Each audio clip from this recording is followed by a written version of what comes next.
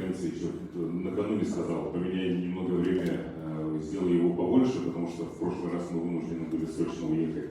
Поэтому сегодня у нас времени чуть побольше будет, час 45, час 40 пообщаемся, дальше у нас по плану главы мероприятия еще будут.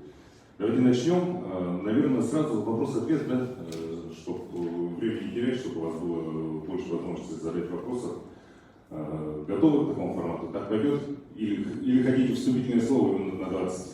Евгений Николаевич на 1,5 часа может рассказывать про развитие города. Давайте, хорошо. Давайте начнем с вопроса тогда. Кто готов задать, озвучить? Давайте я начну. У вас была в этом году у администрации была инициатива против автоточек.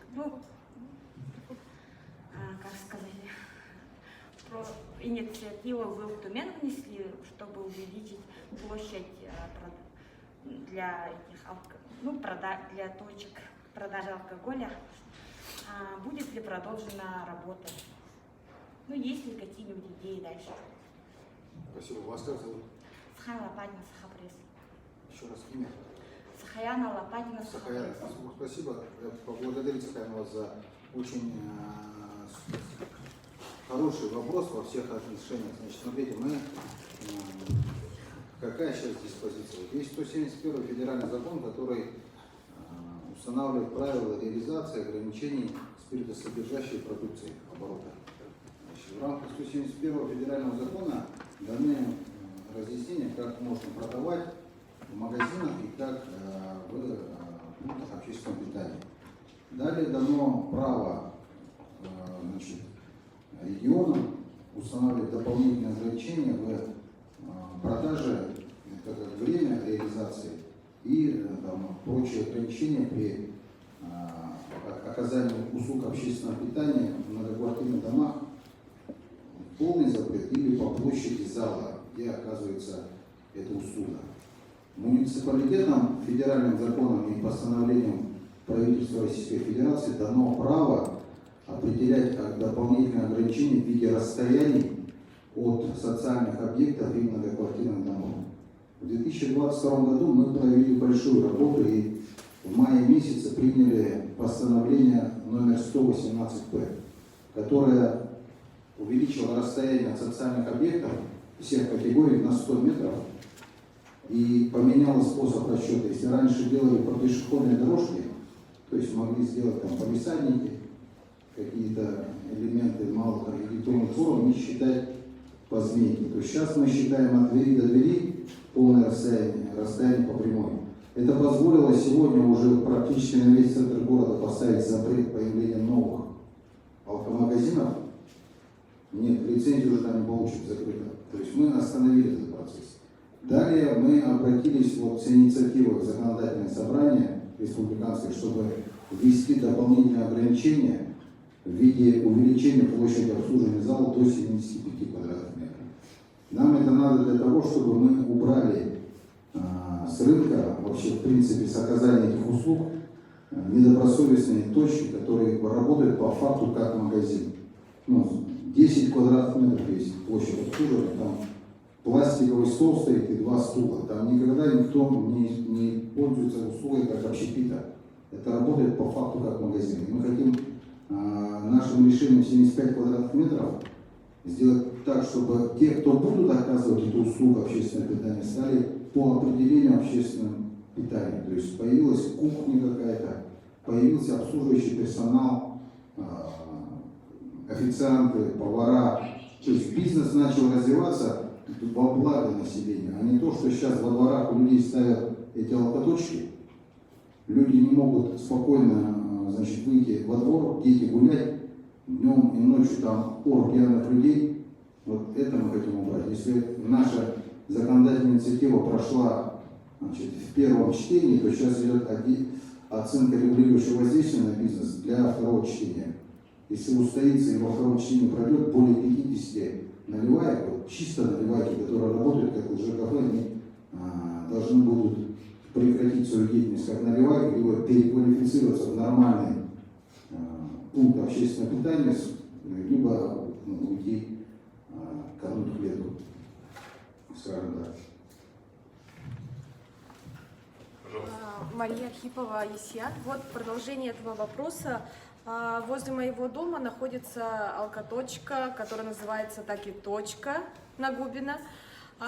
Уже сколько лет продолжается эта работа по борьбе с такими заведениями, но и эта точка была уже давным-давно в списках тех заведений, которые нужно закрыть. Но она все еще продолжает работать, и даже после нового выхода списка тех заведений, которые нужно закрыть, сейчас она тоже успешно продолжает работать. Они сделали себе крышу для лестницы, все очень успешно, каждый день туда люди заходят. И когда тогда все-таки окончательно будет завершена эта борьба, именно, например, с этой определенной точкой, если так подумать. С этой определенной точкой нужно посмотреть, у меня списка сейчас под руками нету, но по общему нашему подходу, если зал обслуживания такой точки будет меньше 75 квадратных метров, то она должна будет прекратить работу. Таких куча. Не буду сейчас их перечислять, они стоят в 10 метрах от дома, от подъезда. То есть здесь же сам подход, в принципе, по определению, мы же не ставим для себя вопрос того, что каким должен быть бизнес вообще. Бизнес, в моем понимании, должен нести пользу людям. Какую пользу несет наливайка, которая стоит в 10 метрах от подъезда жилого дома? В последнюю очередь предприниматель, который ее там открывает, думает о жителях этого на какой-то доме. В последнюю очередь. В последнюю очередь он переживает за детей, которые живут в этом доме. Он вообще за них не переживает. Поэтому здесь моральная составляющая тоже должна быть к вопросу, что делают эти предприниматели. Пожалуйста. Подождите, пожалуйста, можно я вам передам? И к этой реформе Игорь Савинов. Игорь Николаевич, вот уже, не знаю, сколько длится, уже больше года эпопея с участком возле второй школы, который ранее арендовала фирма, принадлежащая семье Федоровых, Высокоевский центр. И сначала мэрия его уже выиграла, да, вот этот основной большой участок. И Виктория Федоровна с помощью юристов нашла какие-то новые крючки, за которые можно зацепиться, чтобы не передать эту землю школе, да? Хотя школа уже была на пороге того, чтобы начать проектные работы. Ну, все понимают, что насколько переброшена школа в центре. А вот недавно появилась информация, что Федоров якобы уже начинает выигрывать очередной суд. Вы можете прояснить ситуацию? Так, в контекст погрузимся, давайте. Значит, есть предпринимательница Виктория Федорова, жена Владимира Федорова, значит, и есть Сахаевский центр, и земельный участок, который стоит за ним. Значит, на земельный участок, на котором стоит Сахаэкспо, и за ним был заключен договор аренды с городской администрацией. По договору аренды у каждой из сторон есть права и обязанности, которые неукоснительно должны соблюдаться. Если одна из сторон не соблюдает, то у второй стороны, подписантов, возникает обязательство принимать соответствующие меры. Это первое. Второе, значит, исходя из того, что документов, которые представлены в судебном разбирательстве и находятся в открытом доступе, сегодня не Виктория Федорова судится с городской администрацией, судится паевой фонд Арктик Капитал, это москвичи. Их находится под управлением Русского инвестиционного дома. То есть и на суд приезжают в Читу москвичи, и, значит, полностью интересы представляют москвичи. По сути дела, сейчас городская администрация судится не с Федоровыми, а с московской организацией. И участие Владимира Федорова здесь только политизировано. Сейчас хозяйствующий спор двух субъектов, окружной администрации и Арктик Капитал, московской организации под управлением Русского инвестиционного фонда, вот это и есть хозяйственный спор. И есть политический окрас, который ему придает Владимир Федоров. Вот это второй факт. Первый факт, к которому я вернулся. Был договор аренды, по которому были нарушены существенные условия. По договору аренды, который несет сторона, сдача в субаренду значит, нецелевым образом не предусмотрено. И если мы, как мэрия, как публичная власть, увидели, что идет нарушение закона, у нас нет никаких других возможностей, как принять меры по недопущению этого расторжения. То есть это императивная норма закона. Это обязательно должно быть сделано. И мы не могли сделать по-другому. Вот мы расторгли договор, а потом еще в суде выясняется, что, значит, часть здания само, соответственно, земля, были внесены в пай, проданы паевому фонду «Антикапитал», при этом арендодатель, окружная администрация не были уведомлены. Вот и все. То есть спор двух хозяйственных субъекта московского под управлением другого инвестиционного фонда «Русский инвестиционный дом» с окружной администрацией, где нету Федорова. То есть политизировать просто вопрос не надо, а вопрос хозяйствующего субъекта спора ввиду нарушения договора аренды. Вот и все. Судебная тяжба продолжается. Земля пока де юра закреплена за второй школой. Там больше 10 лет за участок стоял, ничего там не строилось. Я, как глава города, вижу, с какой сегодня мы сталкиваемся с перегруженностью в школах. У нас 53 тысячи школьников, проектная мощность школ меньше 25 тысяч. В первых классах там по 42, по 45 детей. В центральной части города, где можно было, мы начали пристроить 26-й школе в этом году. Дальше в центре, если не на этом участке, то стоит больше негде. Поэтому в моем понимании нам там должна быть школа. Другой вопрос, если это московская организация обратиться к окружной администрации с рассмотрением там какого-то мирового соглашения, если такое, значит, предусмотреть где-то какие-то варианты другого земельного участка в рамках мирового соглашения, это другой вопрос. Но, по-моему, это не надо. По-моему, нужно раздувать политический скандал. Вот и все. Спасибо. Спасибо. Пожалуйста. Мария Кимова, Леоносия. Ну, с наступающим нас Новым годом. Всех коллег тоже поздравляю с наступающим Новым годом. Желаю, чтобы нам всегда удавалась удача и наши успехи всегда были на виду. Вот, я хотела спросить, вот от идеи фронт, мы в прошлом году в это время примерно разговаривали про фронт-офис, куда приедет 17-й квартал в Марии. Еще не отказались от этой идеи, и на каком она сейчас идет? От идеи не отказались. Значит, мы в рамках принятых нами шагов по расселению домов, которые там стоят на перекрестке Жарницкого и Пионерской, мы все задачи идем согласно принятым решениям, дома будут переселены. Другой вопрос, что сейчас приоритеты немножко поменялись в течение 2022 года. И средства, которые мы планировали, значит, и планируем сейчас какие-то мероприятия, мы пересматриваем под призмой сейчас проводимой, ну, в том контексте, в котором мы живем. Поэтому здесь вопрос переоценки приоритетов сейчас идет.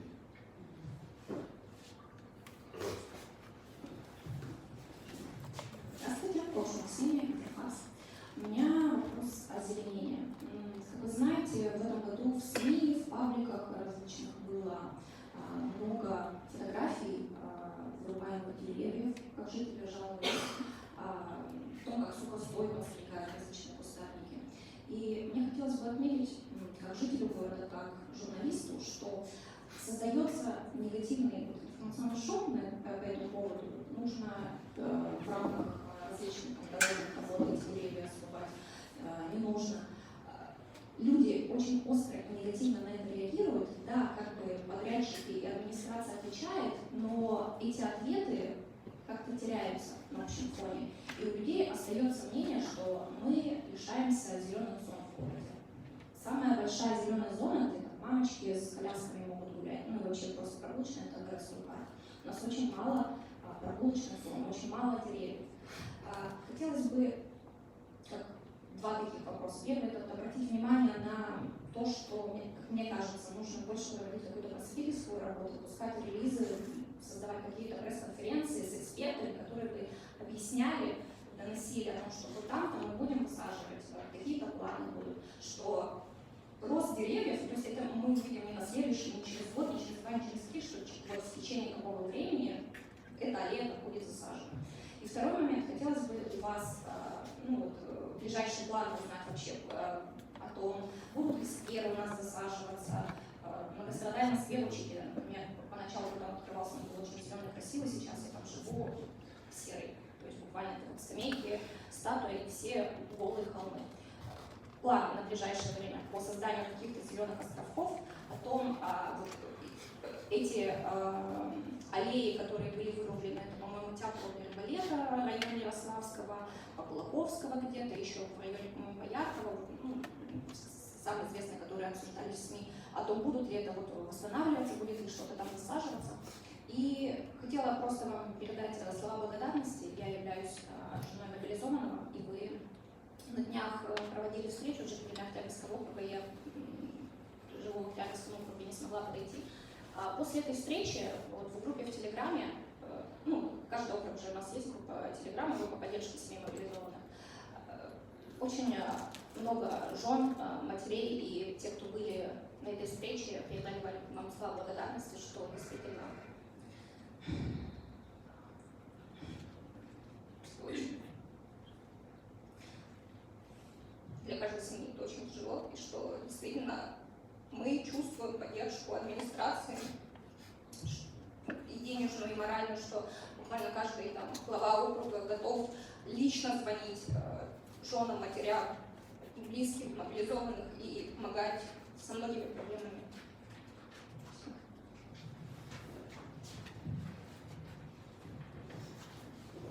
Да. Здесь проходила, кстати, в этом зале встреча. Ну, до каждой семьи мы постучались в дверь, с каждой семьей мы установили контакт и будем так дальше. На момент, пока ваш муж на СВО, мы будем с вами стабильно рядом, и функции, которые делают сейчас руководители всей окружной администрации, далеко заходят за должностные инструкции и прочее. Мы чисто по-человечески сейчас должны сделать все, чтобы вы были обратили внимание, мы вашему жесту спокойно выполняли свои боевые задачи. Это как отступление. Значит, по вопросу. Озеленение действительно, когда рубится дерево, это огромная потеря в нашем городе, тем более с нашими сложными грунтами. Но порой приходится это делать, когда идет расширение дороги. Допустим, зеленые деревья росли, значит, уже многолетние. Но нам надо делать дополнительную полосу для поворота направо. Уровень автоматизации растет. Поэтому мы вынуждены принимать такие решения, поэтому каждое спиленное дерево, оно восстанавливается. Департаментом ЖКХ вносится разрешение, выдается на компенсацию срубленного дерева для восстановления количества зеленых посадок деревьев в городе, на территории города. Значит, теперь по резонансным случаям, которые каждое лето происходят, сейчас при конструкции проспекта перед Академией отделения зоны, они там сами, это их сад был, они меняли деревья, которые там будут высаживать другие породы деревьев в целях улучшения. Вот. В этом году компанией, значит, у нас на территории Центрального округа была проведена работа компании «Зеленый ветер», значит, на Орджоникидзе-Замирово поменяли грунты. То есть у нас зеленка, которая идет в асфальт, там лежат повыше, поверх них тонкий слой земли, и это считалось плодородным слоем. Значит, вычистили полностью камней, завезли новый плодородный слой и высадили туда многолетники, кустарники и деревья. Значит, в принципе, по планам озеленения мы видим, что именно такой должен быть подход. Это требует дополнительных средств. Что мы сделали? Значит, мы в течение 2022 года вели большую работу, и надо поблагодарить здесь лично Арсения Сергеевича Николаева, нашего главы республики, что на 2023 год нам увеличен процент софинансирования по столичным функциям. В рамках закона о столичных функциях городу Якутску доводятся средства, в том числе на озеленение. Эти средства будут увеличены. Мы со следующего года вернемся к показателям более миллиона цветов. В этом году 1 300 000 было. Высадили еще больше цветов. Значит, начнем уже, начиная с зимы, ранней весны, в школах проводить с детьми работу, чтобы мы семена сажать. Видели, как этот процесс идет. Значит, и будем вести работу по высаживанию деревьев, тех пород, которые приживаются в городе. Вот эта вот задача, она, конечно, стоит, она не первостепенная, она не быстро дает результат. Мы не видим в первый год. К сожалению, приоритеты у тех же работников, которые ведут работу в рамках озеленения, тех же многоквартирных домов, которые строятся. По каждому строительному объекту есть в рамках проектно-сметной документации процент озеленения. Сколько деревьев, сколько всего. У нас подход какой был у многих людей, то что главное высадить, а потом приживется, не приживется второй вопрос. Поэтому здесь мы, по крайней мере, по городским заказчикам просим подход поменяли. Задача очень простая. Дерево, которое мы посадили правильно и правильно в первые года дали ему опыт, оно переживет тот объект, который мы построили, ту же дорогу. Дорогу через 10 лет надо будет капитально ремонтировать, дерево через 10 лет будет стоять и расти. Поэтому здесь быстрых побед не получится. Быстрые победы только по кустарникам, по цветам, по деревьям. Здесь уже стратегическая работа. Вот мы по каждому округу, по каждой управе провели работу по паспортизации всех деревьев, которые у нас есть. И будем сейчас методично наращивать объемы выделяемых средств для того, чтобы увеличивать количество зеленых насаждений. С этого года уходим с 23-го на торги по малым, для того, чтобы малые предприятия заходили на озеленение. То есть, если раньше мы делали это город Самсули, то сейчас будем привлекать малый бизнес. В этом году попробовали зеленый ветер компании центральной. Понравилось, как работает. Пусть несколько зеленых ветров теперь по городу работает, сажают деревья, ухаживают за ними. Те, кому это интересно. Спасибо. Пожалуйста, еще коллеги вопросы. Можно, да? Ага, добрый день. Интернет-газета в Якутии.ру. Добрый день, интернет-газета в Якутии.ру, Елена Тихонова. В СМИ была широко анонсирована программа модернизации общественного транспорта. Планировалось заключение трехстороннего соглашения между окружной администрацией, правительством Якутии и, кажется, компанией «Сахарем». Хотелось бы узнать на сегодня, как продвигается работа в этом направлении. Второй вопрос по борьбе с безнадзорными животными. Ровно год назад, как помните, трагедия случилась. Вот. И третий вопрос. Недавно наше издание получало комментарий о фермера Герасимова, который производит собственную продукцию, да, именно на территории Якутска. Он очень благодарит за поддержку именно вот вас и мэрию Якутска. Оказывается, тем предпринимателям, которые ведут свое производство в Якутске, они из республиканских средств поддержку не получают. И в связи с этим тоже вопрос такой, как у нас идет развитие знаменитого агропояса Якутска. Спасибо. Спасибо за вопрос. Значит, по вопросу, связанному с общественным транспортом. Общественный транспорт на сегодняшний день – это одна из самых острых проблем города Якутска. Я еженедельно отслеживаю количество жалоб, которые мы получаем в социальных сетях, отслеживаем по обращениям граждан в ЕДДС. Общественный транспорт, он всегда, к сожалению, до сих пор одна из самых болевых точек. Это связано с тем, что город Якутск, он очень быстро растет. Очень быстро. Это самый быстро растущий город на Дальнем Востоке и вообще по всей России. Мы ежегодно растем более чем примерно на 3% каждый год. Сейчас у нас в городе по результатам переписи живет 372 тысячи человек. Причем количество автобусов так быстро не росло. Количество маршрутов. Маршруты, по которым мы сейчас ездили, большинство из них было создано еще в 90-е нулевые годы по принципу паспорта маршрута. То есть они делались так, как выгодно и интересно было предпринимать. В связи с тем, что появились новые центры притяжений, новые жилые квартала, новые социальные объекты, мы заказали в этом году и проводим научно-исследовательскую работу, которая в течение года смотрит пассажиропоток по всему городу. В первом квартале 2023 года, к концу первого квартала, мы получим результаты этой работы. И тогда станет точно, доподлинно ясно, сколько человек в городе ездит на автобусах, какие маршруты необходимы людям, где с какого маршрута чаще всего пересаживаются, и будет полностью понятен каркас того, какой должен быть общественный транспорт в городе. И мы сделаем новые маршруты, исходя из этого мира. Новые маршруты и автобусы. Вот мы, не дожидаясь результатов этих исследований, научно-исследовательских работ, результатов, мы уже в прошлом году совместно с правительством республики, благодаря их поддержке, они выделяли на 100 миллионов, на 100 автобусов 100 миллионов для того, чтобы первый платеж сделать по лизингу. Далее мы закупили для города Якутска эти 100 автобусов. 65 взяла ЕПАК, 35 взяли частники.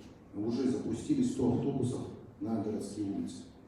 90 из них совершают по городу Якутску, по пригородам нашему, по городскому округу, 10 ездят между муниципальными. 100 автобусов одновременно не закупалось никогда. К слову, техника ЕПАКа полностью поменялась. Это задача, ту, которую я себе ставил, когда шел в избирательную кампанию и излагал в своей избирательной программе, было обновить 40 автобусов. Да, по факту мы обновили 100 уже. На следующий год еще 100 закупаем для города. Не дожидаясь, придут результаты мира, мы эти автобусы перетасуем по новым маршрутам и поймем еще дополнительно, сколько нужно закупить среднемагистральных, крупных автобусов, маленьких микроавтобусов, для того, чтобы сеть могла захватить, начиная от частного сектора, заканчивая центрами притяжения. Вот это вот и есть реформа общественного транспорта, которую я имею в виду. Здесь же также для повышения качества, улучшения графиков работы мы точно начнем переходить на брутто-контракты. Сегодня уже мы работаем по принципу брутто-контрактов, по междугородним перевозкам. Мы понимаем, как это должно быть сделано в городских маршрутах, тогда мы будем бороться не за количество людей, которые ездят в автобусе, а за соблюдение графика. То есть автобус должен ездить как часы. Вот это задача. Сегодня сложность, первое, это с водителями, это с автобусами. Мы ее с автобусами решаем, с водителями решаем, но здесь тоже вопрос того, что уровень оплаты труда требуется соответствующий, да, здесь тоже вопрос тарифа, вопрос стоимости проезда автобуса. Здесь мы плотно ведем работу с участниками. Союз Авто сейчас выставила в окружную администрацию по нерегулируемому тарифу, по городскому тарифу сделать проезд 45 рублей. Но это очень большой скачок, я понимаю, что так нельзя делать. И необходимо остаться как минимум в размерах инфляции. Но они говорят, дорожает топливо, дорожает запчасти. В рамках инфляции еще ниже, потому что это очень существенно для людей тема проезда в автобусе очень дорогая. Но к этому надо возвращаться, раз мы хотим, чтобы ездить на новых автобусах, если мы хотим, чтобы автобусов было больше, соответственно, водители должны получать достойную оплату труда, и для этого, это все идет с тарифом. Это по общественному транспорту. Заключать соглашение надо тогда, когда будут понятны все цифры. Цифры будут понятны в конце первого квартала 2023 года. По сельскому хозяйству, смотрите, у нас городской округ. В рамках городского округа у нас 8 городских управ и 7 пригородных поселков. Вообще по сельским территориям есть замечательная программа Минсельхоза, которая называется «Комплексное развитие сельских территорий». В рамках нее строятся объекты социальной инфраструктуры, выделяются кредиты, в том числе сельская ипотека, потому что в селах надо сохранять традиционный уклад, на селах должны жить. Я на недавнем совещании на форуме Арктика, на круглом столе с депутатами Госдумы выступил с предложением. Давайте для территории крайнего севера и арктических зон, вот, для городских округов столичных, внесем изменения в законодательство, чтобы КРСТ могло включать и пригороды этих населенных пунктов для обеспечения продовольственной безопасности, в том числе, чтобы можно было выстроить агропояса. Тогда мы могли бы в городе Якутске, наши Хатасы, Тулагина, Кельдянцы, где люди по большому счету живут таким же сельским хозяйством, как в Намском области, в Черном, привести дополнительные инвестиции в развитие того же агробизнеса, в развитие, значит, социальной инфраструктуры. Инициатива была включена в итоговую резолюцию работы форума Арктика. Будем сейчас отслеживать, какие будут предложения. Я внес предложение по 13 субъектам включить, ну там, Архангельск, Мурманск и поехали. Эти городские округа, чтобы была возможность села включены в программу КРСТ. Вот. А второй вопрос про что был? Про собак. Да. Про собак. В этом году отборно собак больше, чем в прошлом году. Из года в год увеличивается количество отлова собак, количество средств, которые выделяются. Значит, к сожалению,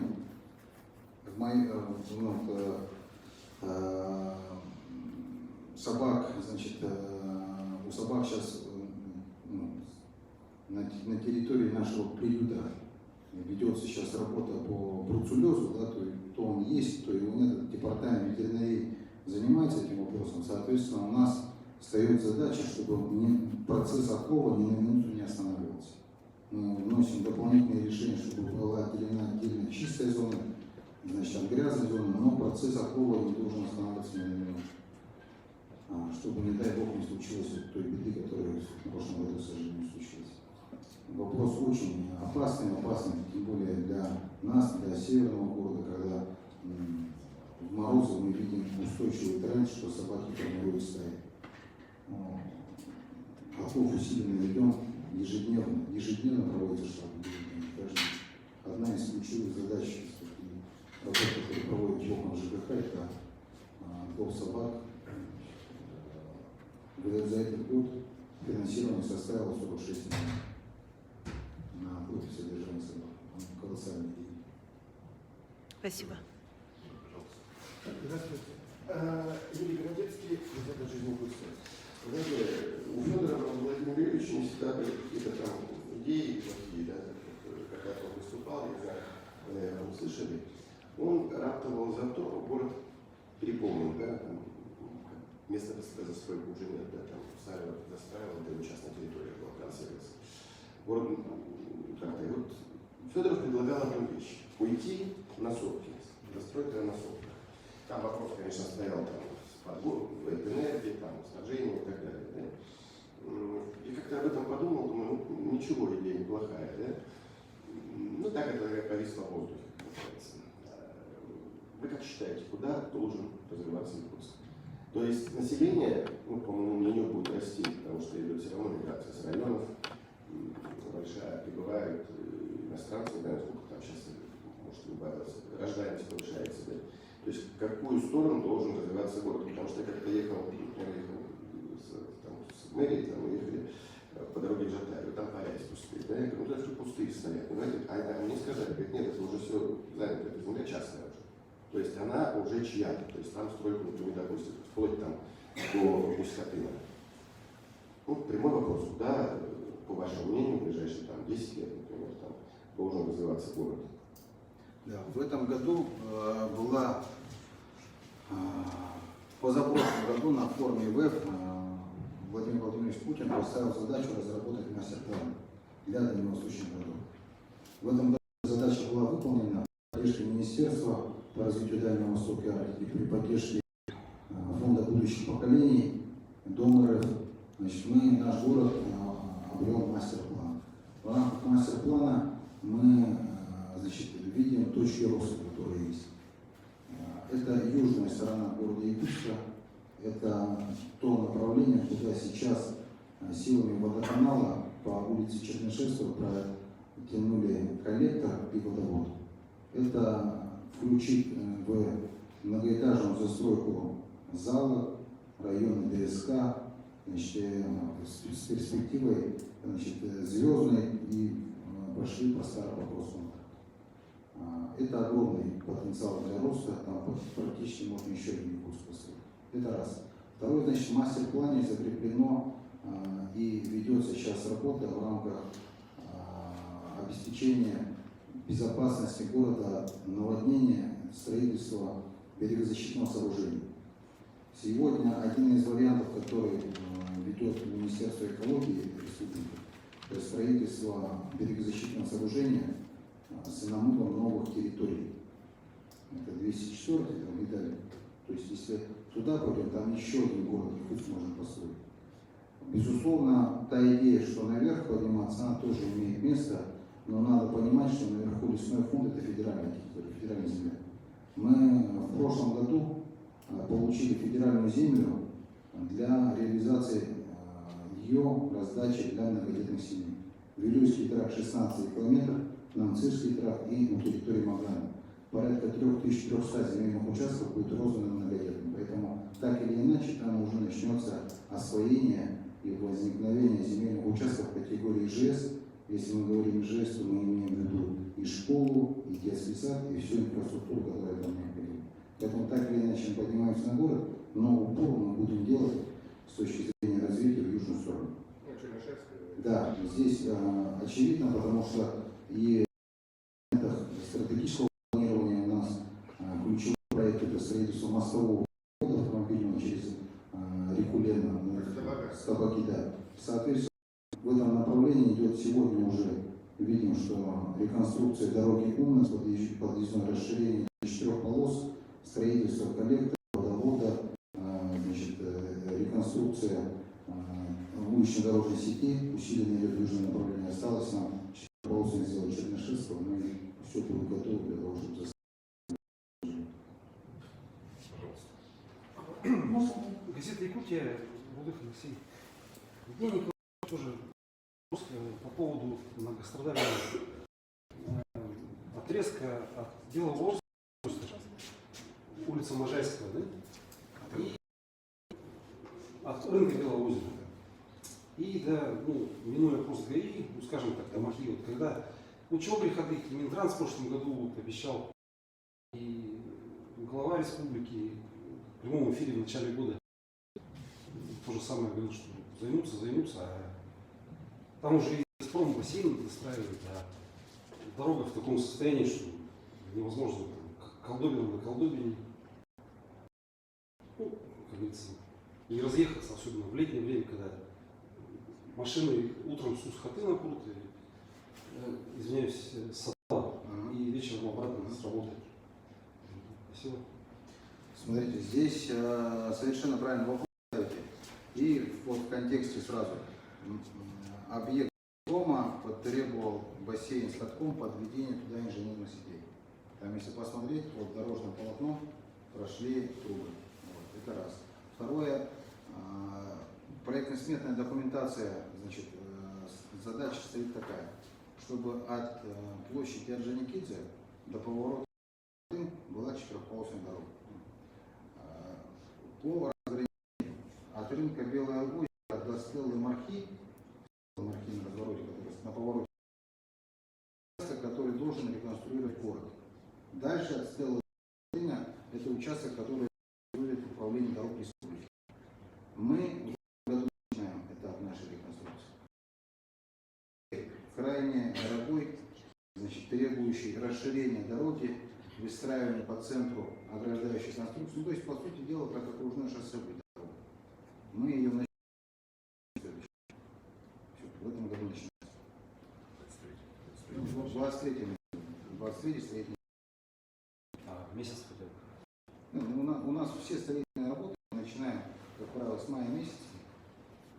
Как только снег оттает, мы начинаем монтажные работы, подготовительные.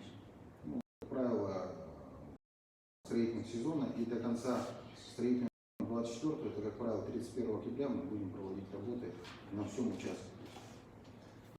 К этому моменту управление дорог республики тоже закончит. К 2024 году мы получим полностью возможность проехать от здания до поворота на Юскоты САДМ по четырехполосной современной дороге с ограждающими элементами между встречными движениями полос, освещение.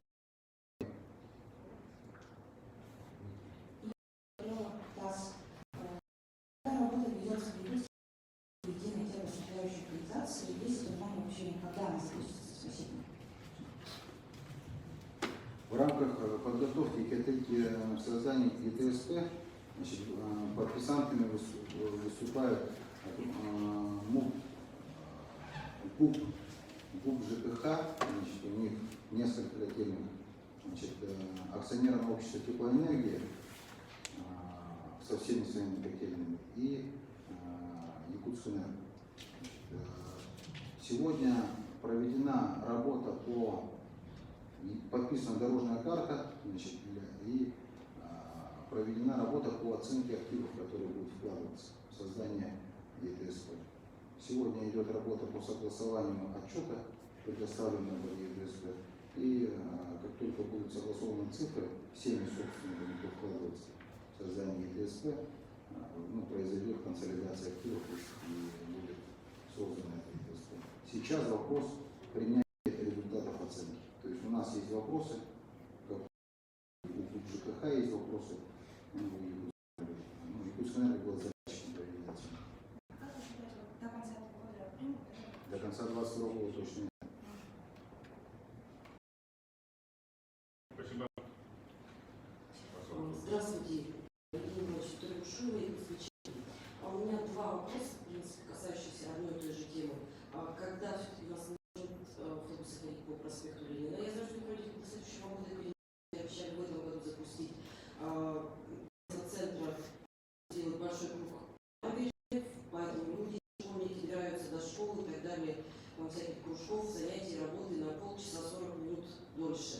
Вынуждены и утром выезжать, и вечером возвращаться позже. И сейчас очень холодно, теплые остановки, на них потрачено очень много средств, а тем не менее они очень многие не работают. Мы пытались выяснить практически месяц назад, да, что с ними и как, нам сказали, на очереди нет средств, компании не работают, которые там ремонтом занимаются, подключения, какие-то согласования, трудности. Почему эти все трудности не решались в теплый период, и сейчас люди вынуждены стоять около этих павильонов, которые принадлежат, в принципе, городской администрации, стоят у нее на балансе, да, и когда все-таки заработает. Так, по первому вопросу. Часть автобусов, вообще для понимания, по проспекту Ленина ездило 11 маршрутов. 11 маршрутов. 11. Это очень много для одной улицы. Ввиду этого была огромная перегруженность проспекта. Все маршруты хотели ехать по проспекту, для того, чтобы обеспечить большую собираемость. При этом у нас пустые от автобусных маршрутов не хотели ехать люди по Ярославству и по Орджоникидзе. Это вот в сторону перегиба. Вообще перегиб можно видеть следующим образом. Если смотреть данные биллинга, оплаты по карточке, допустим, маршрут номер 14 и 20, они выкатывали порядка 3-3,5 миллионов пассажиров. При этом маршруты непопулярные, однерка, двойка, они около миллиона. То есть больше, чем в 3 раза разнился пассажиропоток. Соответственно, у одного маршрута, у одних предпринимателей была возможность зарабатывать деньги, менять транспорт, у других нет. Но это вот к вопросу сбалансированности маршрутно-транспортной карты города Якутска. Вот эти дисбалансы надо убрать. В 2023 году мы все это уберем. Соответственно, вопрос, сколько маршрутов будет ездить по проспекту, это вопрос, который мы скажем к концу первого квартала 2023 года, когда получим результаты мира. Часть маршрутов мы действительно перевели на Орджоникидзе, часть маршрутов перевели на Ярославскую, часть пошли по другим улицам. До конца реконструкции проспекта у нас нет права запускать там общественный транспорт. Это надзорный орган не дает такого права. То есть, поэтому пока проспект ведется работа официально, там ездить не будут. В конце 2024 года у нас пойдут оттуда автобусы, когда будет закончен маршрут. Теперь по теплым остановкам. По теплым остановкам у нас построено 20 и 15. Соответственно, у нас общее количество теплых остановок по городу Якутску чуть меньше 70. Половина из них это частные теплые остановки.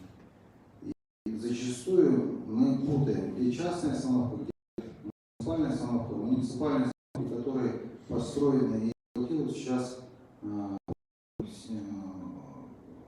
работниками ИПАКа. ИПАК их открывает, закрывает. Значит, по большому счету, значит, в остановках проблема следующая. Сейчас работающих остановок нету, те, которые там происходит, восстановление требует определенных средств, определенного времени. В силу того, что это бюджетный, если не сломано, как мы сразу их отремонтировать, к сожалению, нету, выделить средства из бюджета, это все требует времени. Тогда для того, чтобы это всего сейчас не было, мы передаем эти остановки Центру управления общественным пространством, это парк. У него есть вне бюджета. ЕПАК работает полностью на регулируемый тариф. У него основная задача перевозить людей.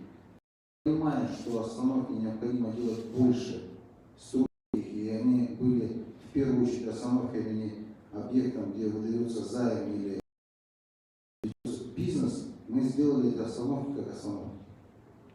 Безусловно, есть сложности, но при этом я вижу, как сотни, тысячи людей, они ежедневно ими пользуются. Со следующего года, с 13 января, управлять остановками будет Центр управления пространством.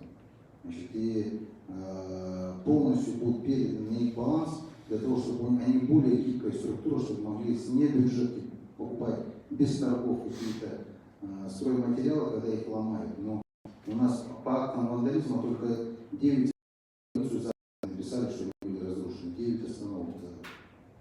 Поэтому, к сожалению, пока восстанавливается, проходит время, она может быть закрытой, но в целом каждая остановка открывается в 6:30.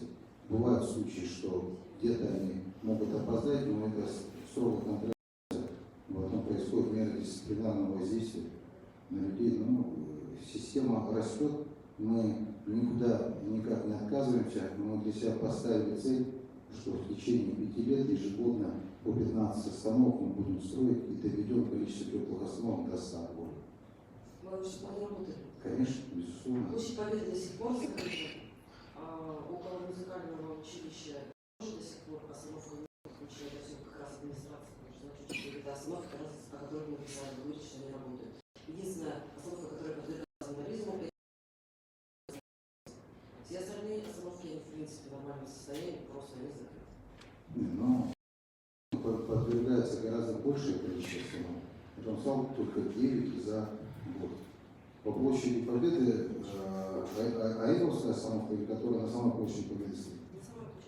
Сегодня была открыта. Она открыта, это работает.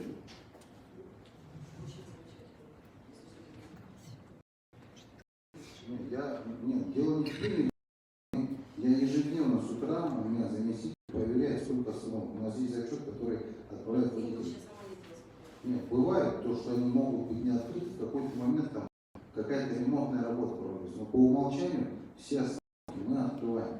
Вам сказали, вы сказали, закрыта площадь Победы, она оказалась открыта. Я очень рада. Я тоже рад. Может быть, открыли на днях, буквально просто когда подъезжаешь, смотришь, и дети, школьники говорят, а что вы смотрите, оно давно закрыто и не работает. Какого, вы знаете, смысл их строить?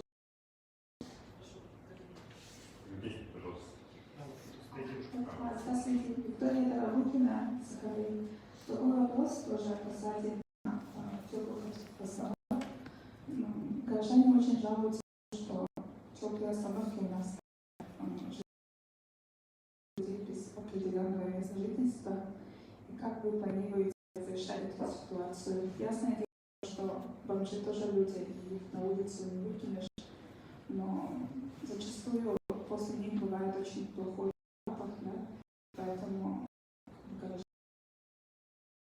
выбирают стоять на улице и мерзнуть, чем заходить в теплую обстановку и дышать самым хорошим воздухом. Отдельно на планерном в понедельник МВД докладывается, сколько человек увезли только с теплых остановок, людей, ведущих асоциальный образ жизни, нарушающих правила поведения общественного. И 25, 30, 35 человек еженедельно только с теплых остановок. Здесь нужно понимать следующую вещь. Мы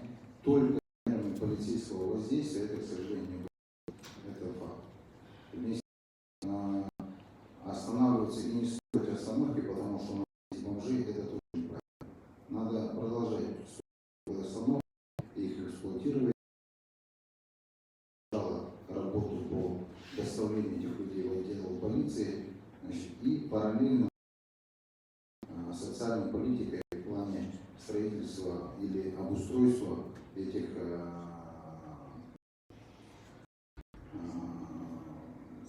социальных центров, значит, представителей и нормальную жизнь, ресоциализацию проводить. И это вопрос, который требует командного подхода вместе с Министерством труда, социального развития, значит, вместе с МВД, вместе с множеством некоммерческих организаций в рамках нашего народного державного дела. Буквально рабочая встреча как раз по этому вопросу с Еленой Александровной Волковой, с министром труда и социального. Здесь только город эту проблему решит. Но мы для себя твердо принимаем решение, что мы не будем останавливать остановок, мы будем продолжать их, мы доведем их количество до 100. Значит, и по СМВД мы понимаем, что это работа по обеспечению правопорядка, мы должны продолжить. Надеюсь, что все это даст результаты. Конечно, люди сейчас понятно, что в основном тепло и не всегда адекватно. То есть вы предлагаете, что если, например, содержание видит, получается, людей, да, вот бомжа, он может вызвать полицию и его заберут оттуда? Безусловно, если неправильно, они, как правило, могут совершать какие-то действия, которые не укладываются в нормы. И задача есть только у органов правоохраны кого-либо куда-либо доставлять. Такого права у города нет. Еще вы сказали, то, что нужно решать эту проблему комплекс с центрами. То есть я беседовала с пунктом временного пребывания. Там у них ужасная статистика, то, что только 10% всех бомжей возвращаются к нормальной жизни, а все остальные, они погибают в течение 1-2 лет. И то есть также мне там сказали, что люди сами выбирают такую жизнь. Ясное дело то, что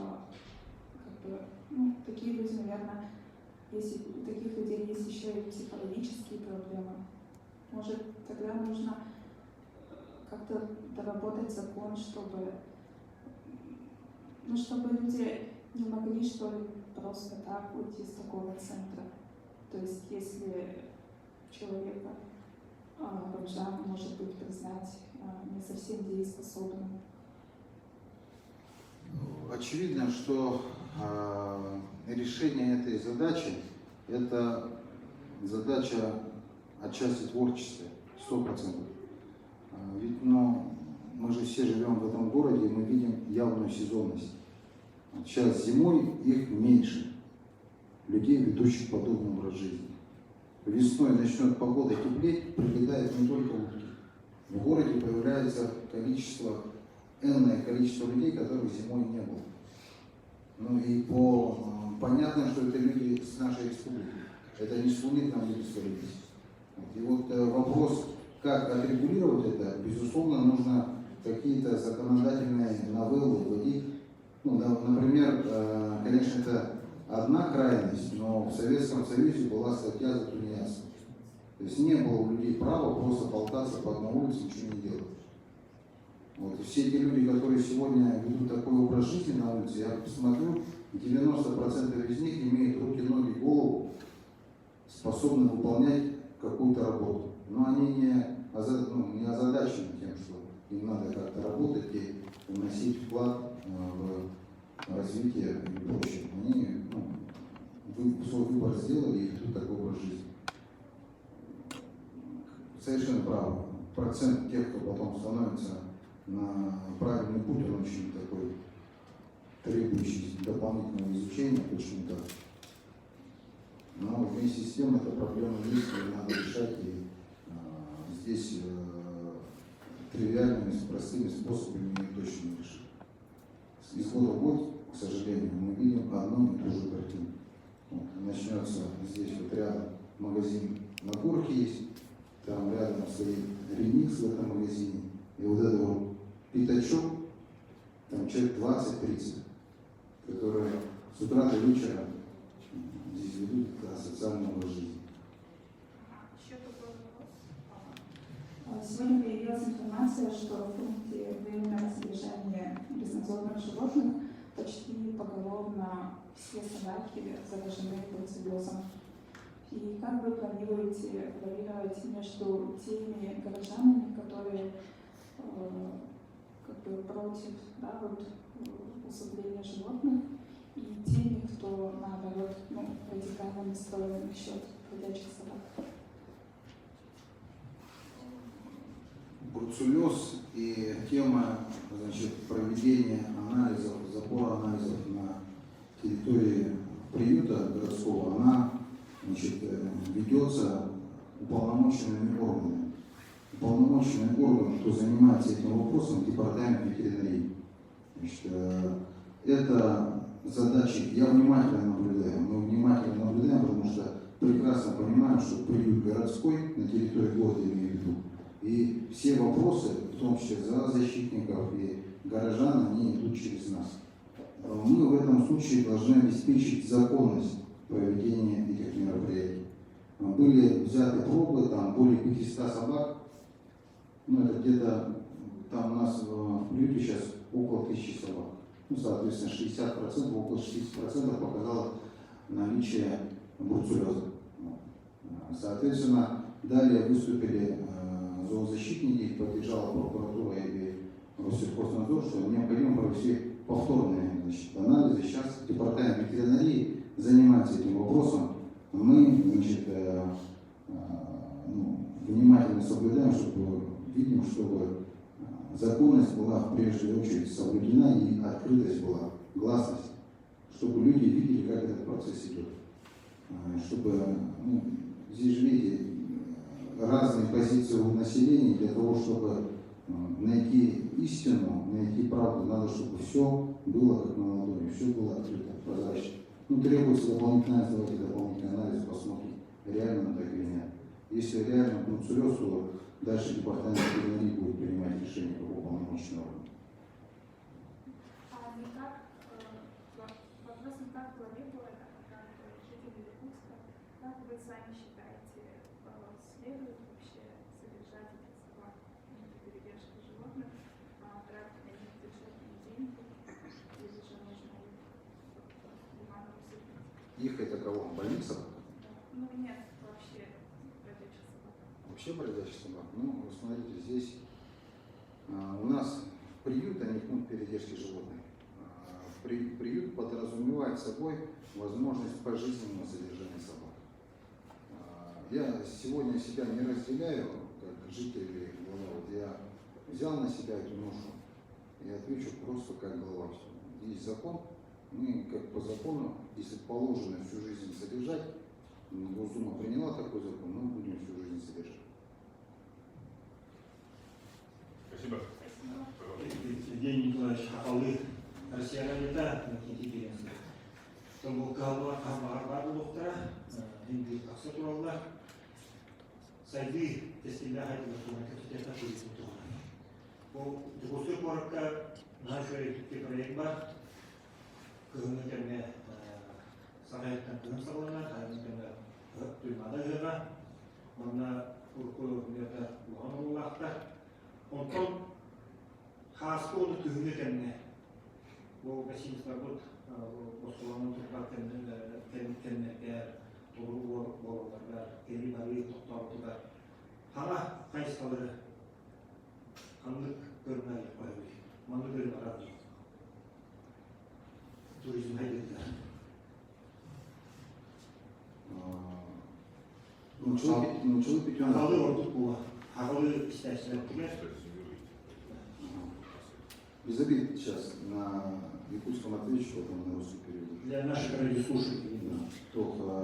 Мягнавар блин туризм айдыгар. Тураттан калере болбакка игенары туризм айнарыхана. Тоғыдеткен жокусой корка блин олық тоқтыр күттауына прописка тоғы оларочылықта күшсен тақылын жегелі. Өрігілге баран ұры тәгір бар жерлерге арендай беріл жерген жел болған арқан. Оны арқы тәжін өзбен тұтан. Иногда линию Кусака басыдан туран событийная полбака, но туристическая инфраструктура Мурагона, туристический каркас Мурагон подвезет. Окудук, блин, Гачипоне беге, Гусак каркаса проекта Хаматанчик. Айтар Будкина. Эти отрасли туризма это хэмерот. Событийный туризм болған по хамам педан күн на хас, калячер учитать Беге юкусер город жалтырған бойынан қас бейті кәйпет турист юкусерге хатыр бейкі қонымен ұғырға жауы. Ол кені бейкі күн болары бейіға өлері урбаниктар кендерге түгіл атылағандар, гостисал тонар балығы муниципальный продуктылардырына. Онтын бейін олық бұтылады, қорғылады. Ол хәдерге бұлданы бейгі туғына тапыр. Бастан тұран бейгі өтіғапет юкусер город бұл Дальний Восток Южный Хама Яркий город, Хама Хаста город. Южный город Нахайти город. Южный город территория Хама Яркий масжид город. Блин залака. Манар Яркий масжид Дальний Восток город. Улин беге, он хайнар будет игибар конкурентное преимущество будет это. Блин хас стратегия уга Яркий мастер планы такие беге старый зал 2 Омарахун туру бастыгы Ол кычыты парика город хотя хотетен культурен дahar bu Иркутский город 130-й квартал культурен тартеги. Почему бияхе потен кирпичный путь? Битка змеяна bu Иркутский город который лахан гуляя ол квартал халатер бияхе уже. Такой мы как научили базар. Вопрос был относительно развития туризма в городе Якутске. Какое наше видение, если, значит, с точки зрения зимы и лета есть мероприятия, зима начинается с Якутии и с их Туймады, то что делать весной и летом, и как вообще увеличить туристический поток? Это вопрос. Мой ответ. Значит, сегодня мы говорим не только о событийном туризме, который значит, направлен на человека, который приезжает пользуется аэропортом и приехал из другого субъекта, скажем так. Мы ориентируемся и на внутренний туризм. У нас сегодня около 400 тысяч человек каждый день в городе Якутске. Найти там какую-то базу отдыха, съехать, съездить куда-то отдохнуть с друзьями, с семьей в ближайшем окружении города Якутска, это уже сегодня устоявшийся спрос, который необходимо отвечать. Причем от количества объектов, которые могут обслуживать этот спрос, он не соответствует. Поэтому первое, мы по туристическому каркасу города Якутска инициируем несколько проектов. Уже сегодня работаем с инициаторами по КЧП моделям, чтобы быстрее они могли по концессионным моделям строить. Это раз. Второе, значит, по туристу извне мы ориентируемся на то, что на те конкурентные преимущества, которые у нас есть. Город Якутск самый старый город в условиях Дальнего Востока. У нас стоят самые старые деревянные дома в старом Залоге. И наша задача раскрыть вот эту часть города Якутска, чтобы нам стремились как форпосту освоения Дальнего Востока, смотрели на нашу богатую культуру, историю. И для этого знаковый проект – это старый город 2, территория Залога. Мы должны его реализовать, этот проект, чтобы раскрыть город Якутск таким, как он был, восстановить эти деревянные здания, сделать его реально жемчужиной города Якутска. Здесь там очень интересные места есть.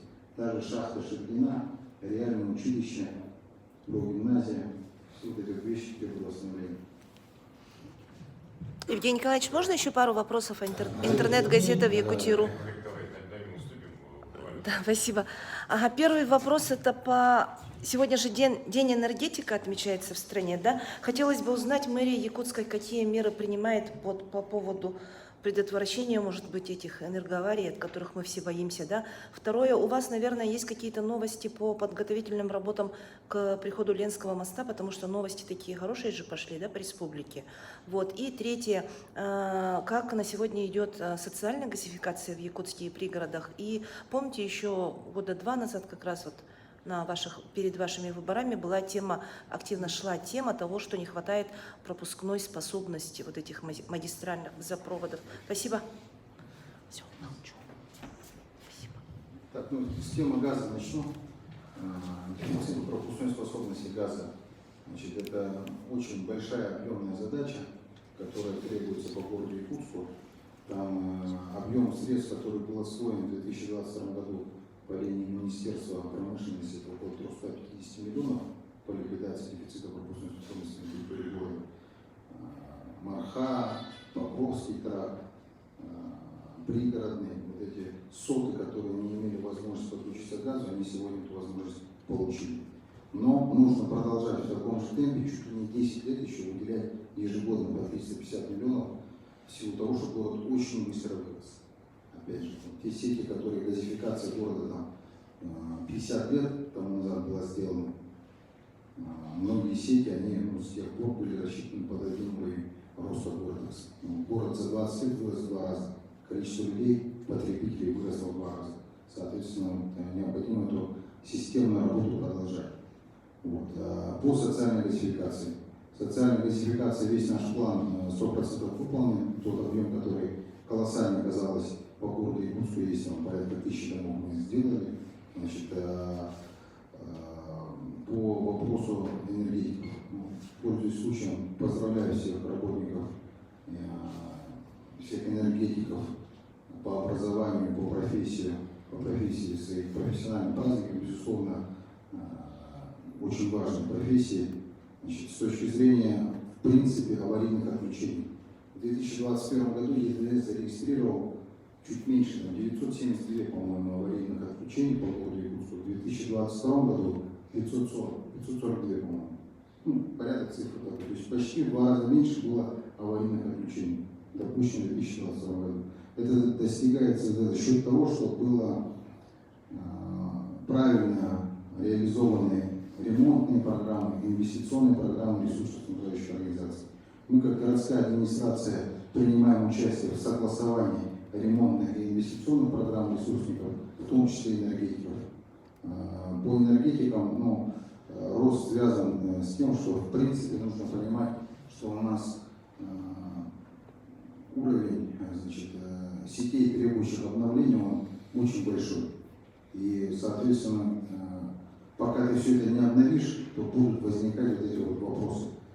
Отрадно то, что в целом, если посмотреть не только энергетику, но и всех ресурсов, тепло, газ, вода, то почти в 2 раза сократилось количество аварийных отключений. Мы будем продолжать в том же ключе работать, значит, и внимательно изучать инвестиционные и ремонтные программы, при согласовании вносить предложения от того, где мы видим узкие места и большее количество обращений со стороны граждан. А по мосту? По мосту. Значит, по мосту, строительство 4-полосной дороги до разветвления с Табагой. Мы от Табаги проектно-сметную документацию тоже сделали. Значит, подготовительные работы по выносу сетей уже проведена. Была, вот все, что со стороны города Якутска надо было, мы сделали. Далее, уже дирекция может ответить компетентно, на какой стадии находится, но из доступной мне информации я знаю, что проект прошел корректировку, и вот сейчас процедура загрузки его, загрузить или загрузить до конца, или загружать мы должны проектно-сметную документацию на главу экспертизу. Спасибо. Елена, я там уточню единственное, по аварийным отключениям я цифры дополнительно запрошу, чтобы там не было, потом вам после пресс-конференции дополню. Спасибо большое. Олег, с ними точно взаимодействия. У меня 2 вопроса. Один вопрос. Владимир Николаевич, как у вас дела по зональности? Помните, аэропорт, 17-й квартал, пошли ли федеральные органы власти на уступки? И второй вопрос. Это от матерей погибших сыновей по поводу аллеи героев и помощи на Маганском кладбище. Будет ли оказываться такая помощь? Или в Парке Победы будет открываться аллея героев? Да. Начнем с аэропортовых зон. я так понимаю, про них разговор, да? Значит, у нас определены законом 7-я подзона, которая больше, шумовая подзона, которая большую часть, значит, попадает в город. Значит, мы сегодня имеем разъяснение и со стороны, значит, и Роспотребнадзора, что при соблюдении условий можно строить там жилищное строительство. Но есть также еще 4-я зона, радиолокационная зона, по которой тоже требуется соблюдение нормативов. В принципе, тяжело строить, да, но можно. Значит, есть места, конечно, там 2-я, 3-я, где вообще нельзя строить, но по 7-й зоне появилось понимание того, что с соблюдением норм дополнительно обеспечив шумоизоляцию, можно строить жилье. Вот так. Теперь по тематике СВО. Значит, в Парке Победы мы обязательно это сделаем, но я предлагаю дождаться окончания СВО, чтобы уже взвешенно подойти к этому решению. Мы в Парке Победы оставили место под все это дело, мы сделаем достойную площадку. По кладбищу обязательно будет проведена эта работа в 2023 году. Мы место уже определили там, и необходимый должный вид будет все проведено. Все, надо дождаться весны. Пожалуйста.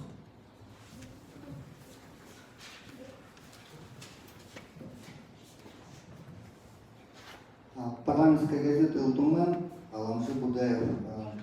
Я хотел бы спросить, вот следующий год, он будет как бы следующий избирательный цикл.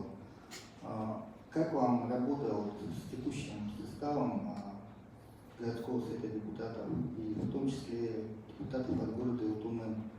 И что бы вы хотели видеть, да, вот будущих депутатов, которые изберут в следующем году? Может, чего-то не хватает, может, все хватает, ну как бы. Здесь действительно соглашусь, что 2023 год будет годом богатым на избирательные кампании.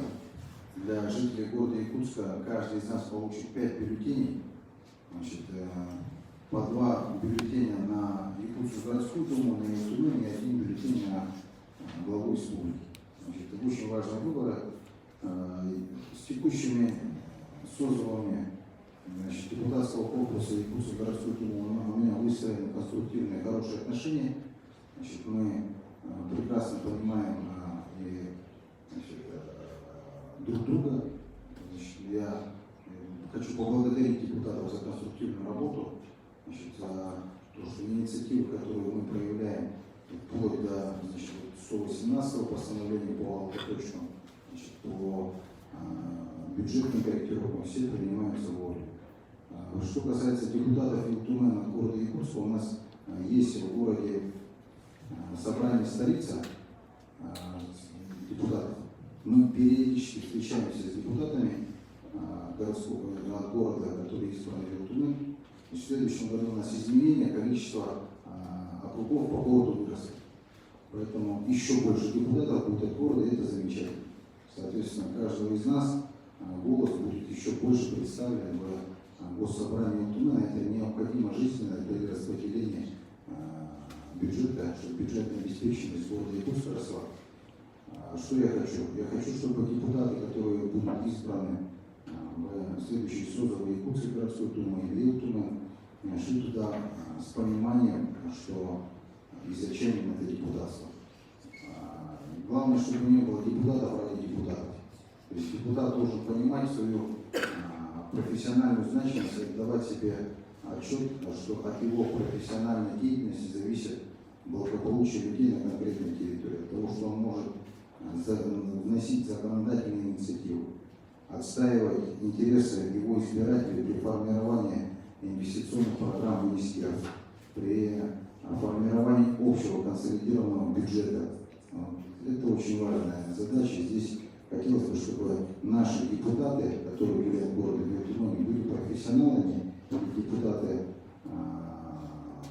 понимали, что от их действий зависит грубо говоря, 40% населения республики. Спасибо. Так, мы вторым кругом вопросов уже начинаем идти. Давайте еще тогда 2-3 вопроса и будем закруглять. Мне тут, у нас Яна обычно задает вопросы такие, как говорится, на концовочку, наверное. Нет. Нет? Давайте, да, вам слово. Хорошо. Вот Живлин спросил про аллею, да, и у меня возник в связи с этим вообще вопрос, есть ли какой-то такой перспективный план по поводу памятников, вот этих всех каких-то скульптурных групп. Почему я об этом спрашиваю? Потому что ко мне обратилась инициативная группа, которая хотела поставить памятник в городе Ирине Елизаровой, известной певице. Вот. Я кое-куда туда-сюда обращалась и поняла, что это все очень непросто, место найти непросто. Еще столкнулась с тем, что вообще как бы памятников, у нас вообще город памятников. Да? Поэтому у меня вообще возник вопрос, вообще, кто над этим работает, есть ли какой-то действительно план. И еще вопрос, тоже связанный с внешним обликом города, в чем-то, да. Вот таблички на домах, улица, номер дома, где-то вот это есть, а где-то этого вообще нету. И особенно зимой жуткая проблема найти какой-то дом, номер обходишь кругом и нигде нету номера. Вот с этим тоже есть какие-то идеи по этому поводу, с этим, потому что на самом деле в нашем городе очень легко заблудиться. Спасибо. Памятники. Так, ну, по умолчанию, по общему правилу, установка памятников должна вести следующим образом. Вот есть инициативная группа. Далее эта инициативная группа, если мы устанавливаем памятник на территории городского округа, вносит в городскую администрацию, либо в депутатский корпус. Далее должно определиться место управлением архитектуры, где это можно было бы установить. Если это место есть, или инициативная группа сама выступает, где она хочет поставить, дальше согласование, давать этому человеку право установить памятник на имя кого-то или нет, это исключительное права депутатского корпуса. На сессии Якутской городской думы они принимают решение, да или нет. То есть, по большому счету, определение, кому памятник ставить или нет, это полномочия депутатов Якутской городской думы. Вот. А насколько значит, реализуются права всех правильно или нет, но здесь уже второй вопрос по реализации, по части реализации. По умолчанию, по закону так. Я знаю, что вот мемориальные доски, да, точно Гордума, я имела отношение к тому, что доску установили, и, кстати, я хочу сказать, почти вся стена в этих досках. Вот это вот тоже какой-то вот един, да, может быть, какой-то надо что-то создать, какой-то, не знаю, Вот, да. указ по этому поводу, что надо, пора ограничить, это у нас будет город какой-то как скреп. Мы, депутатами была внесена, значит, предложение о том, чтобы рассматривать возможность установки памятника и, значит, мемориальной доски не ранее, чем через 15 лет после смерти. Одна из инициатив, которые депутаты ввели. В общем, пришли к тому, что необходимо этот вопрос проработать, посмотреть практику других городов, чтобы внести изменения в нормативно-правовые акты города Якутска. Это вопрос сессионный, вопрос исключительно по реализации полномочий депутатов города Якутска, депутатского корпуса. Вот, поэтому этот вопрос необходимо обсуждать вместе с ними. Теперь относительно вопроса, проспекты, да. Не только проспект вообще. Нет, я имею в виду, они называются аншлаги с указанием адреса, номера дома. Вот мы с этой проблемой жесточайшим образом столкнулись во время проведения переписи. Ладно, если еще в центре города более-менее, даже если не видно, тутисом как-то ты еще выходишь из положения, то попав в частный сектор, ты попадаешь в обширную. По умолчанию обязательство установки указателя улицы и номера дома – это обязанность, это не право, а обязанность собственника. Адрес. Если это многоквартирный дом, то это управляющая компания или ТСЖ. Если это частный дом, то это собственник частного дома. Если административное здание, хозяин административного здания. Поэтому здесь в центральной части города по линии работы с управляющими компаниями мы ведем эту работу, по частному сектору сложновато. Не все хотят это делать. А как-то можно, есть какие-то проверки? У нас просто как бы я к тому, что у нас надзорные органы проверяют все, что можно и не можно, все, что можно и нельзя, да? А вот в данном случае как бы вообще кто-нибудь проверяет, кто-нибудь там какие-то хотя бы там предупреждения, там, не знаю, выговоры, что-то такое. То есть я думаю, что управляющие компании, ну, как бы, не могут так. Сейчас у нас в стране в 2022 году и на 2023 год продлен мораторий на проверки субъектов малого и среднего предпринимательства.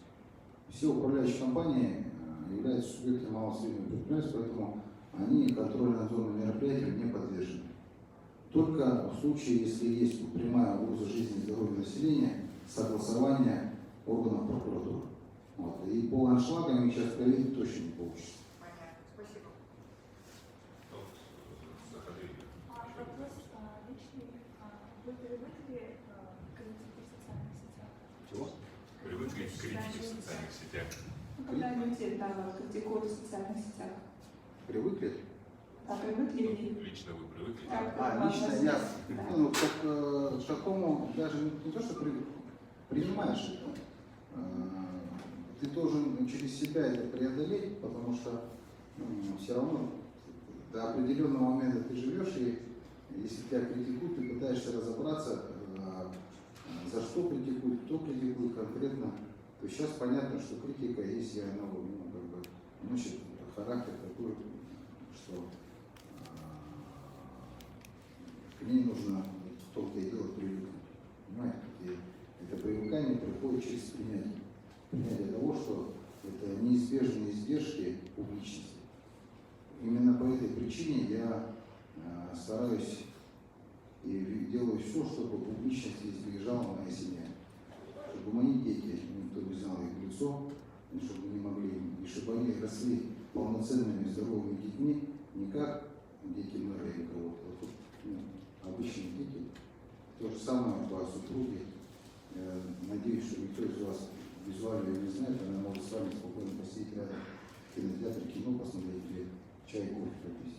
А дети сходят потом, ходят в обычный детский сад, и никто из детишек, никто не знает, что это дочка учится в школе городской, никто не знает, что это она дочка меня, и слава Богу.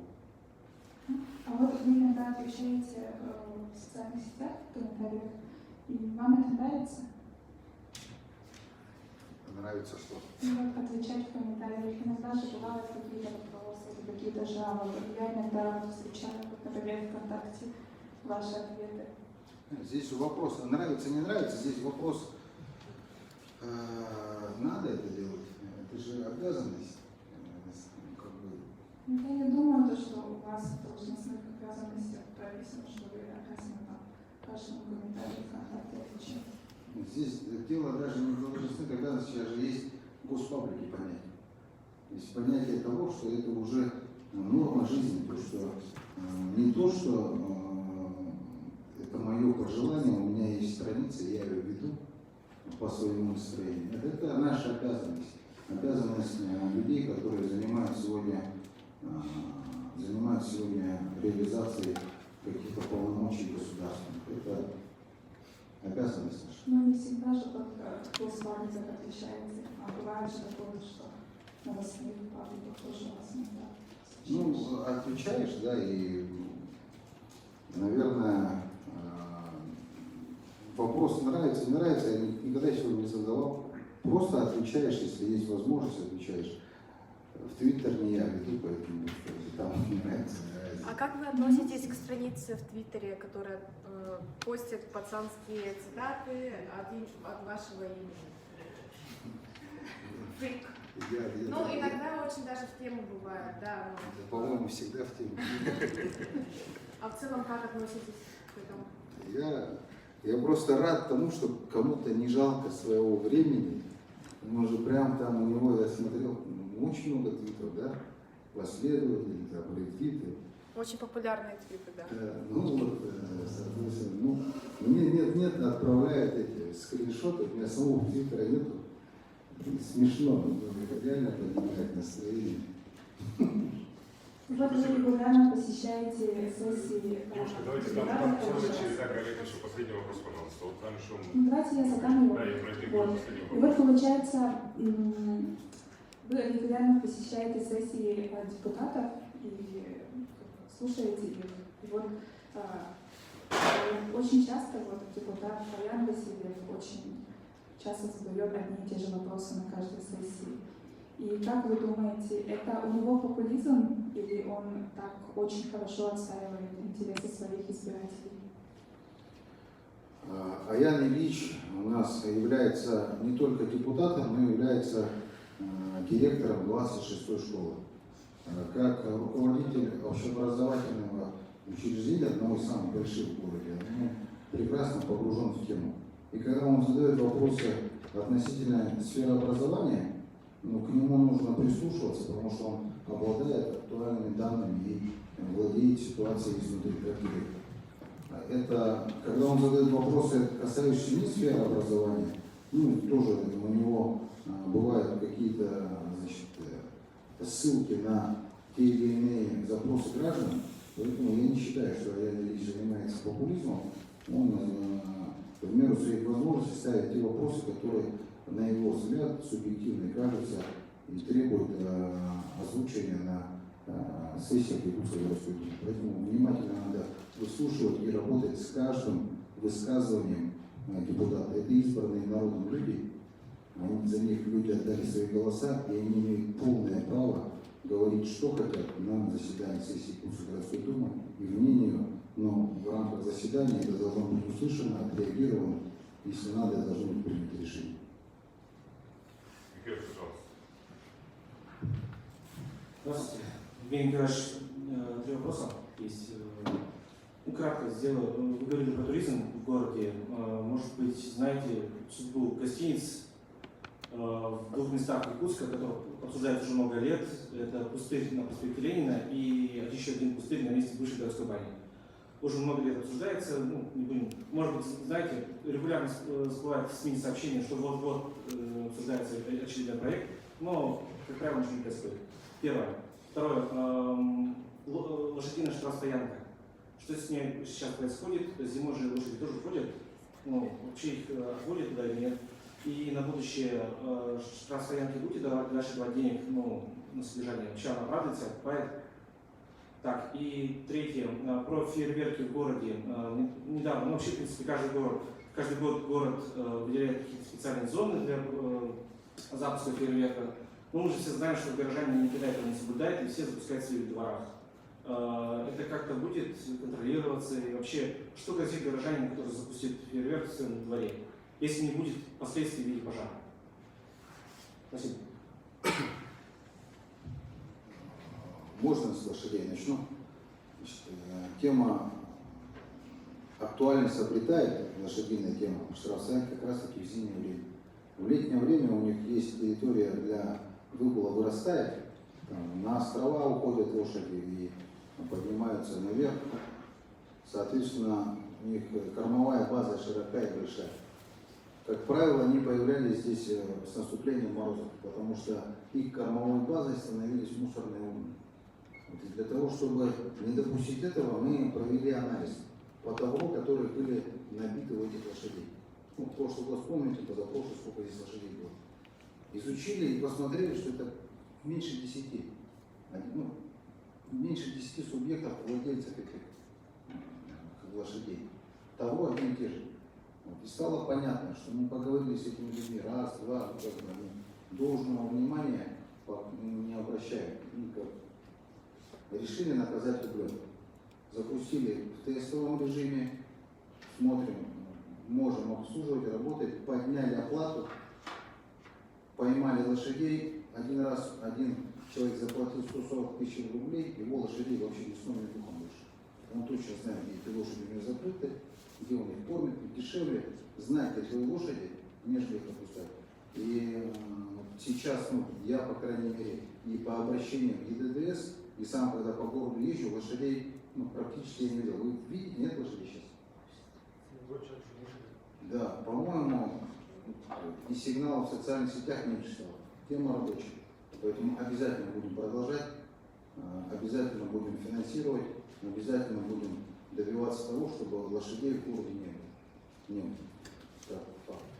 По фейерверкам, значит, выпущено распоряжение о определении мест, где можно запускать, выставлены информационные аншлаги, где это можно сделать.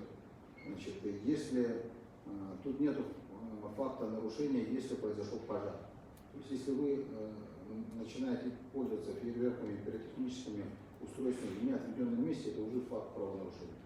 Значит, факт правонарушения может вам применить сотрудники МЧС, сотрудники ГОЧС в рамках нарушения норм противопожарной безопасности.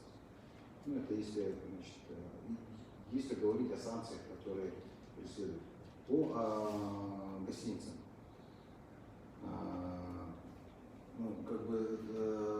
По той гостинице, которая на стадии согласования, опять же, визуального эффекта своего, есть проблема с точки зрения этажности на проспекте Ленина. То есть там инициатор проекта хочет поднять этажность, с одной стороны, с другой стороны, архитектурное сообщество, прочие, значит, неравнодушные люди выступают за то, чтобы этажность была снижена. Ну, это экономика. Здесь нужно найти золотую середину. Вот. На проспекте пока такая проблема. На месте старой памяти подписано соглашение у инициатора проекта, это Бурика. Значит, мы землю в рамках масштабного инвестпроекта город передал, и там будет строиться гостиница. Уже, в принципе, все ее этапы согласования, подписания соглашений с инвесторами, они пройдены. Я думаю, сегодня на завершающей стадии как раз их согласования внешнего вида, что будет, на этой стадии находится. Я думаю, в 2023 году они должны начать строить. Будем надеяться на это, потому что эта гостиница, она очень нужна городу. Очень нужна. У нас в момент проведения каких-то крупных мероприятий и прочего у нас нет фонда. Этим летом, когда праздновали ИСЭФ Туймады, приезжали делегации, мы людей размещали на теплоходах. Здравствуйте, Радио Будасаха. Так, основным соревнованием ИСЭФ Туймады является игры Дыгына, организаторами является город Якут. Вот несколько лет назад стоял вопрос о строительстве арены для этих соревнований, потому что неудобно бывает зрителям, участникам, люди есть, которые мешаются, организаторы. И когда решится вопрос о строительстве арены? Отдельно все. Да, здесь вы совершенно правильно задаете вопрос с точки зрения популярности. Значит, мы имеем сегодня понимание, что необходимо обустроить дополнительную площадку в виде стадиона для этого всего дела. Но пока четкого проектно-сметной документации и определения, в какие годы это будет, за счет каких источников построено, нет. К сожалению, мы сегодня понимаем, что приоритеты немножко сдвинулись.